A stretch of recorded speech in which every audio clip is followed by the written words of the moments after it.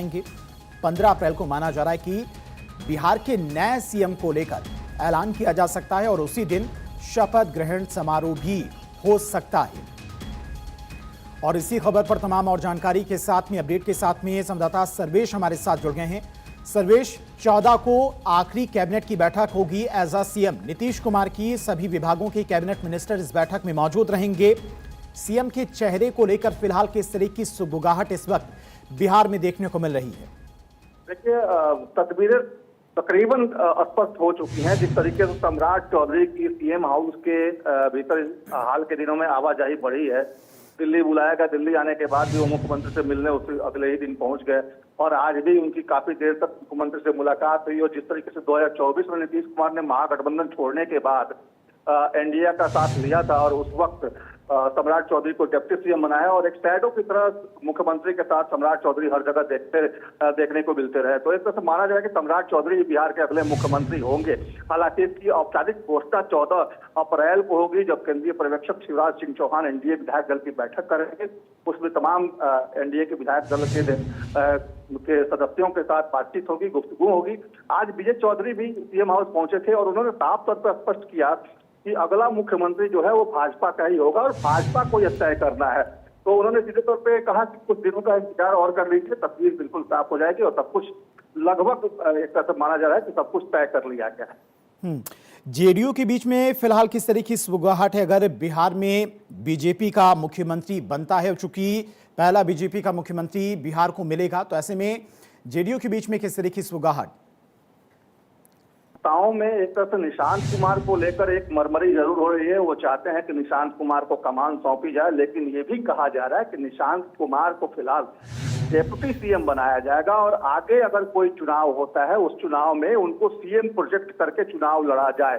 तो ये बातें भी दबी जुबान से जेडीयू के कई बड़े नेता जो हैं ये कहते हुए दिखाई दे रहे हैं। और जो बातचीत जेडीयू के भीतर है, क्योंकि नीतीश कुमार का फैसला है, नीतीश कुमार ने फैसला ले लिया है, वो पार्टी के सर्वमान्य नेता है, तो उनके फैसले के बाद कोई कुछ कह नहीं सकता है। तो एक तरह से माना ये जा रहा है, चाहे वो संजय झा हो, ललन सिंह हो, तमाम लोग अब ये मानकर चल रहे हैं कि अब अगला मुख्यमंत्री बिहार में बीजेपी का ही होगा। जेडीयू अब एक तरह से कहा जाए तो सहयोगी की भूमिका में होगी, जो बीजेपी को एक तरह से कहा जाए तो कहीं ना कहीं सहयोग करेगी सरकार के गठन को लेकर और तमाम मंत्रिमंडल के कार्रवाई को लेकर।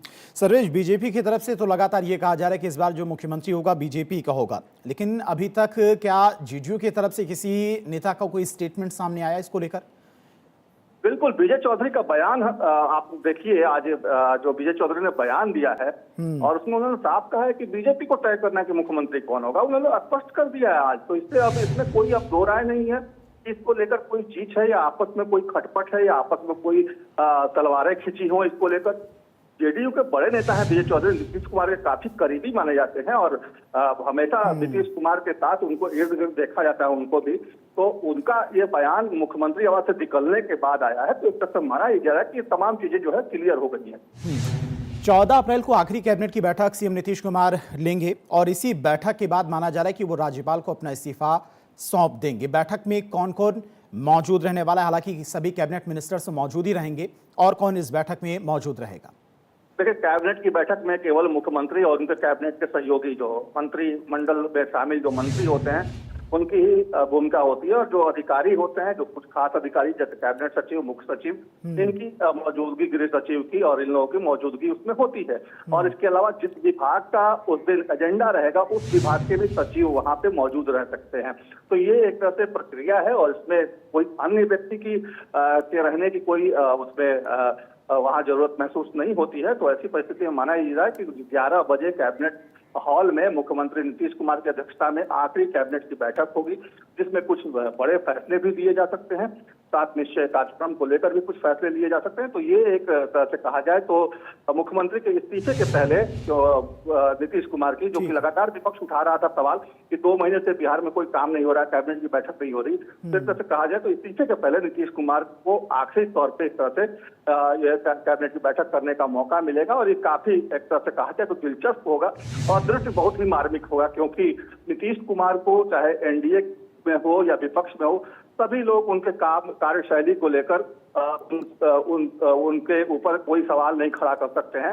और सभी लोग ठीक उनको है। एक अलग नजरिए से देखते हैं, उनकी एक अलग पहचान है, एक अलग भूमिका है। लेकिन क्योंकि उनके लिए आखिरी कैबिनेट की बैठक होगी तो निश्चित तौर पर पल काफी भावुक होगा एनडीए के तमाम सहयोगी मंत्रियों के लिए जो उस कैबिनेट की बैठक में शामिल होंगे। ठीक है सर्वेश, नजर बना के रखिएगा। बहुत बहुत शुक्रिया आपका फिलहाल तमाम सारी जानकारी के लिए।